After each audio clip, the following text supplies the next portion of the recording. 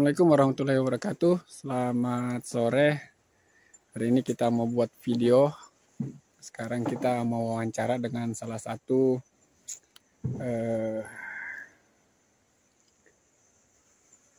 pelaku tambak nih. Wawancara tentang ya masa-masa menjadi petambak dan anak kuliahan.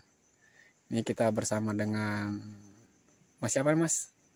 Wah, ini Mas Nasruddin ini. Oh, Nasruddin. Sekalian promosi. Ini walaupun yang dipromosikan ini sebetulnya subscribernya lebih tinggi. Assalamualaikum Mas. Ya, Waalaikumsalam warahmatullahi wabarakatuh. Dengan Mas siapa nih ya namanya Mas? Dengan Mas Nasruddin. Oh iya, Nasruddin. Ya, Nasruddin. Ini kita berada di tambak Mas ya? Ya, kita di tambak di daerah sekitaran ini mungkin masuk kawasan Pulau Tibi, masih masuk kawasan Pulau Tibi, tapi lebih dikenal oleh teman-teman petambak area sekitar Atong. Jadi ini tempatnya di luar Kota Tarakan. Kita sedang tidak berada di Kota Tarakan, tetapi di luarnya. Ini mungkin masuk di kawasan Kabupaten Bulungan, tambak ini, Provinsi Kalimantan Utara. Seperti Sudah berapa lama menjadi pengusaha tambak nih Mas? Saya bergelut di sektor pertambakan ini kalau dihitung dari untuk fokusnya itu dari tahun 2020. Fokusnya concernnya 2020 concernnya 2020 ya. Ya. Berarti sekarang ya 2 tahun lah. Ya, lebih kurang 2 tahun. Sebelumnya kerja apa sebelum bekerja di usaha tambak nih? Jadi ada beberapa bidang pekerjaan yang saya tekuni pada saat saya selesai studi ya, selesai pendidikan yang ya beragam. Mungkin kalau dibilang sebagai sales, iya, sebagai sales waktu itu sebagai sales kue, kemudian terima pengetikan. Jadi biasa kalau misalnya pada waktu itu kan di Jakarta, nah terima pengetikan tugas-tugas mahasiswa dan sambil juga bantu teman. Kebetulan waktu itu ada sahabat saya di Jakarta namanya Aprizal dan satu lagi Ilham. Nah, pada waktu saya tinggal di tempatnya Aprizal, itu saya bantu ngantar-ngantar ya seperti sales gitulah, ngantar-ngantar catering, printer, kemudian alat tulis kantor, nah seperti itu. Nah setelah itu saya juga bekerja di salah satu lembaga tinggi negara pada saat itu.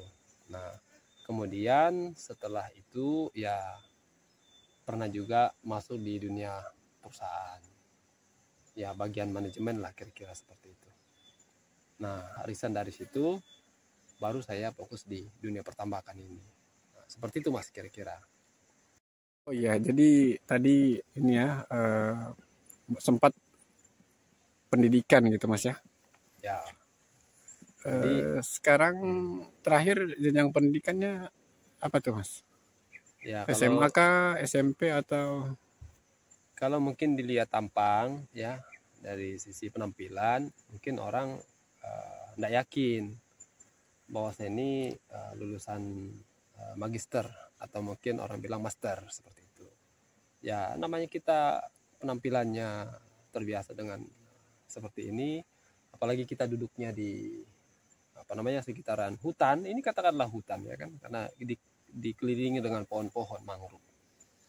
Ya kalau bicara pendidikan ya alhamdulillah kita juga merasakan namanya pendidikan setingkat master atau S2. Seperti itu Mas. S2-nya di bidang apa tuh Mas? pada waktu itu saya mengambil jurusan ilmu komunikasi, tapi konsentrasinya pada waktu itu komunikasi politik pada waktu itu. Komunikasi politik ya. Ya, Di Makassar atau di Kalimantan? untuk pasca sarjananya yang magister ilmu komunikasi itu saya ambil di Jakarta, Mas. Gitu. Jadi alhamdulillah ya, walaupun penampilannya kayak gini, ya bisalah merasakan namanya bagaimana namanya pendidikan di ibu kota. Jadi kalau bicara ibu kota ya alhamdulillah kita juga adalah pengalaman. Kira-kira detailnya tuh di Jakarta mana? Apakah Jakarta Timur, Jakarta Pusat, supaya lebih meyakinkan gitu, Mas? Untuk lebih meyakinkan sebetulnya bisa dibuka di Google ya, teman-teman yang mau lihat Nasruddin, ya bisa buka Nasruddin di sekitaran Jakarta Pusat, boleh ada juga, karena selama saya di Jakarta pindah-pindah, pernah di Jakarta Pusat, di Jakarta Barat, jadi ya pindah-pindah, namanya juga kita numpang di kampungnya orang, di mana ada kehidupan ya kita pindah ya, karena seperti itulah kondisinya gitu. Iya, tadi Masnya menyebut pernah kerja gitu. Nah, terakhir kemarin kerjanya di mana, Mas? Terakhir itu? Oh, maksudnya terakhir sebelum masuk tambak ini ya? Iya, sebelum jadi pengusaha tambak gitu. Jadi sebelum kerja tambak itu saya diberi kesempatan sebagai sekretaris direksi. Jadi mendampingi direktur sama direktur utama di salah satu perusahaan. Jadi tidak usah saya sebutkan nama perusahaannya, tapi bergerak di sektor kelapa sawit. Oh, perkebunan ya? Ya, perkebunan kelapa sawit. Jadi ya alhamdulillah pengalaman sedikit, ada sedikit pengalaman. Sebelum di perusahaan itu, apa ada pekerjaan lain? Terus apakah biaya kuliah itu dari hasil bekerja itu atau bagaimana tuh, Mas? Bisa diceritakan supaya menginspirasi para pemuda-pemudi yang sedang kuliah saat ini. Ya, jadi kalau kita flashback ke belakang lagi, sebelum kerja di di perusahaan perkebunan kelapa sawit itu, saya seperti yang saya sebutkan tadi di awal, bahwa saya pernah bekerja di lembaga tinggi negara ya, tepatnya di DPD RI di Senayan, kemudian setelah di DPD RI di DPR RI. Jadi ya begitulah, alhamdulillah ada pengalaman di situ sedikit.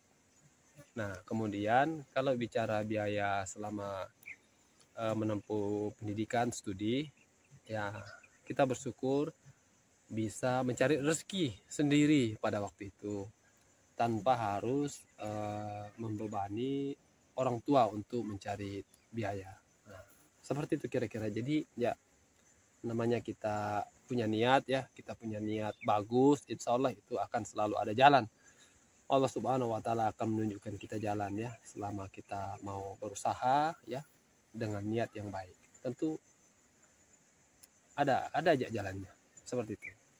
Oh, luar biasa perjalanannya, Mas ya. Pernah kerja di salah satu perusahaan, pernah juga bekerja di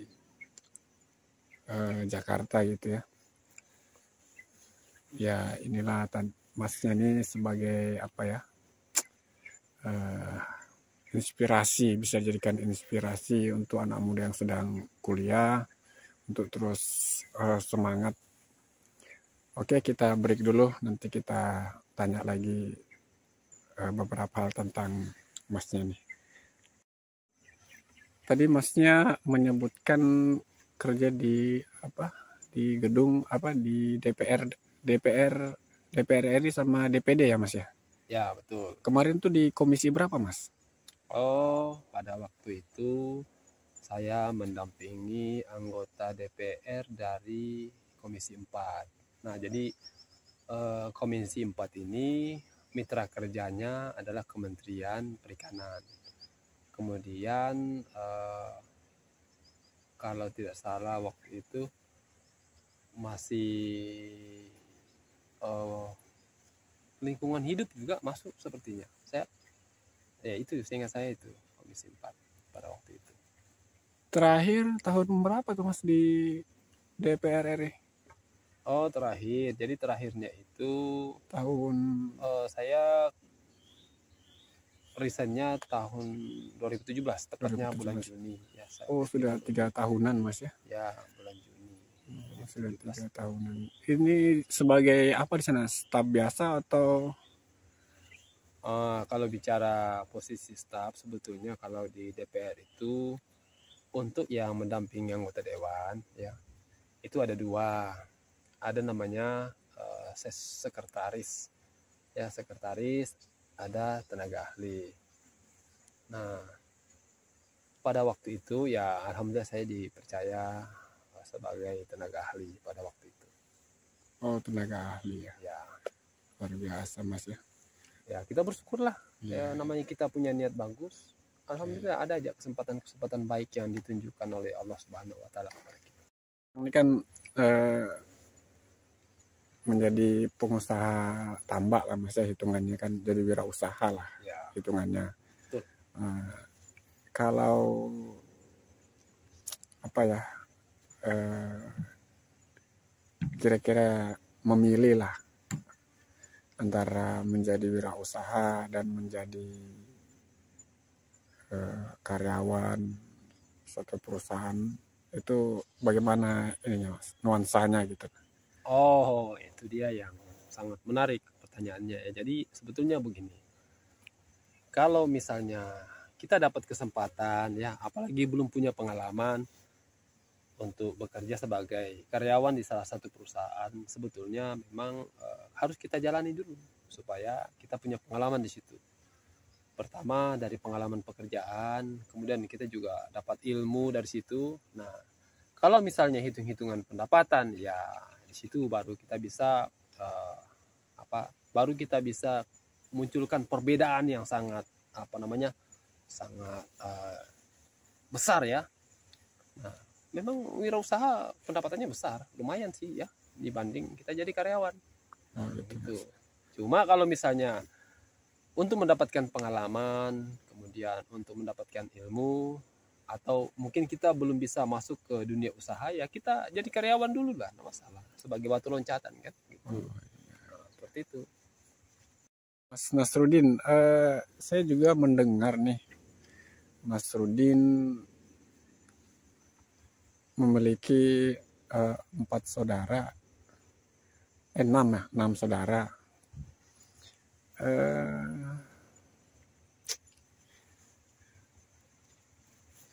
Bagaimana dengan saudara-saudara Masnya yang lain tuh? Profesinya apakah sama atau mereka punya bidang profesi yang lain? Ya, kalau untuk saudara-saudara saya ya dari kami ber-6 ya, saya melihat untuk saat ini sama, kami bergelut di sektor perikanan, pertambakan, begitu. Oh gitu ya. Benar Mas ya, dulu waktu kecil itu hanya sama ibu aja ya saat itu. Oh, jadi kalau kita flashback lagi lebih jauh, apalagi pada masa kanak-kanak ya mungkin umuran SD lah pada saat itu. Jadi memang saya ini lebih lebih banyak menghabiskan waktu bersama dengan ibu atau mama dan nenek dibanding ke bapak, karena memang pada waktu itu ya kita tidak tahu ya namanya alur kehidupan ya, tiba-tiba saja mungkin ada sesuatu yang mengakibatkan sehingga bapak saya harus pergi meninggalkan mama saya seperti itu. Jadi ya itulah penyebabnya sehingga pada masa kecil saya banyak bersama ibu atau mama saya dan nenek beserta keluarga, bukan bersama bapak. Luar biasa Mas ya, perjuangan Mas nih dari kecil hidup bersama ibu dan nenek beserta keluarga hingga pendidikan, alhamdulillah bisa dari menjadi magister terakhir nih Mas ya? Sebetulnya kalau dibilang luar biasa sih biasa-biasa saja ya, karena kita juga menjalani kehidupan ini ya mengalir aja. Intinya jangan lupa kita berdoa, kemudian niatnya niat yang bagus.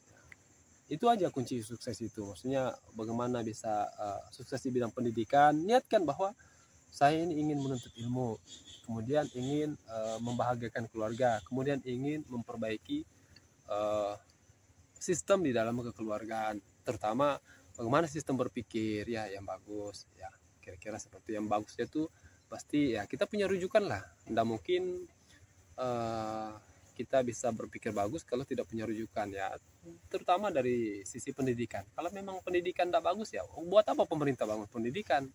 Nah itu yang membuat saya fight untuk menyelesaikan pendidikan sampai di tingkat master, kira-kira seperti itu. Oh iya Mas Nasruddin, Mas Nasruddin ini salah satu YouTuber juga ya di Kalimantan Utara. Apa nama channelnya Mas Nasruddin? Oh, kalau bicara tentang dunia per-YouTubean, ini memang saya juga punya channel YouTube, namanya Nasruddin TV. Jadi silakan teman-teman like, subscribe, ya, comment and share Nasruddin TV. Jadi ada beberapa konten inspiratif di situ, nah, dan ada juga konten hiburan. Ya, jangan lupa juga like, subscribe, share and comment channel YouTube Mata Insan. Dan apa tuh Awaludin TV. Awaludin TV. Oh, kok ikut-ikut jadi TV nih? Oh ya Mas Nasruddin, Mas Nasruddin katanya pernah jadi sales. Itu bagaimana ceritanya Mas tentang bisa jadi sales di Jakarta Pusat itu? Dan tahun berapa dimulai menjadi sales? Apakah sejak ambil S1 atau bagaimana Mas Nasruddin?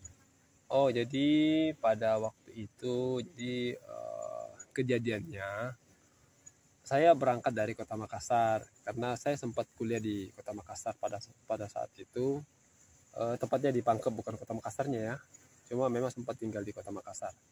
Nah pada waktu itu saya setiap bulan mendapatkan kiriman uang untuk biaya kuliah, tetapi terlintas dalam pikiran saya bagaimana saya bisa kuliah menggunakan biaya sendiri dan pindah jurusan. Nah pada waktu itu jadi saya berangkatlah dari Sulawesi, tepatnya dari Kota Makassar menuju Jakarta.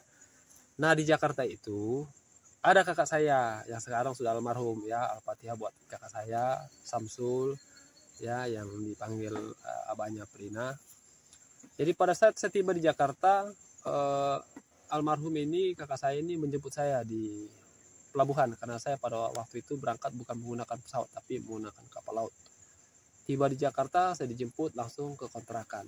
Baru sehari di kontrakan, besoknya saya langsung diajak untuk mengantarkan kue. Nah dari situlah awal mulanya saya mengenal namanya dunia sales, dunia penjualan kue pada saat itu. Jadi baru semalam di Jakarta, tiba di Jakarta, langsung besoknya diajak untuk ngantar-ngantar kue. Nah hanya 3 hari saya dibimbing, 3 hari kemudian dilepas. Ya pada waktu itu ya banyaklah kejadian unik yang saya alami, terutama ya selalu lupa jalan. Ya namanya 3 hari langsung dilepas sendiri. Ya, tahu sendiri namanya kota Jakarta banyak jalan tikus. Nah, ya seperti itulah awal mulanya saya bisa bekerja sebagai sales. Itu kira-kira ceritanya. Oh jadi saat itu sambil kuliah Mas ya? Nah kalau bicara tentang kuliah, menjalani proses sebagai sales itu sekitar 3 bulan. Nah 3 bulan atau ya sekitar lebih kurang 3 bulan lah. Nah kemudian ada sedikit uang yang saya kumpulkan, saya mendaftar di salah satu perguruan tinggi. Ya enggak apa-apa saya sebutkan karena perguruan tinggi ini juga sudah sangat memberikan andil terhadap pola pikir saya dan keilmuan saya hingga saat ini. Ya namanya STIMIK Muhammadiyah Jakarta. Jadi STIMIK itu kepanjangannya Sekolah Tinggi Manajemen Informatika dan Komputer. pada saat itu. Jadi saya mendaftar di STIMIK. Nah, dari situ saya terus menjalankan profesi sebagai sales, karena tidak ada uang saku, ya, uang biaya kuliah, uang makan dan segalanya untuk biaya kos, kecuali dari bekerja sebagai sales. Jadi uang yang saya dapatkan sebagai sales itulah yang menopang semua aktivitas saya sehari-hari, termasuk biaya pendidikan di STIMIK Muhammadiyah Jakarta selama 4 tahun sampai selesai, alhamdulillah. Wah, kalau didengar dari ceritanya Mas Nasruddin ini luar biasa, Mas Nasruddin ya. Ya, semangat juangnya tinggi hingga saat ini. Ya, itulah tadi kita bincang-bincang dengan Mas Nasruddin. Sebenarnya masih banyak lagi menyangkut pribadi Mas Nasruddin ini yang bisa kita tanya-tanya ya. Berhubung sudah malam, jadi kita cukupkan sampai di sini. Terima kasih Mas Nurdin. Baik, sama-sama. Atas jawaban-jawabannya dan ilmu-ilmu yang diberikan kepada penonton Mata Insan. Terima kasih kepada Mas Nurdin. Assalamualaikum warahmatullahi wabarakatuh. Waalaikumsalam warahmatullahi wabarakatuh.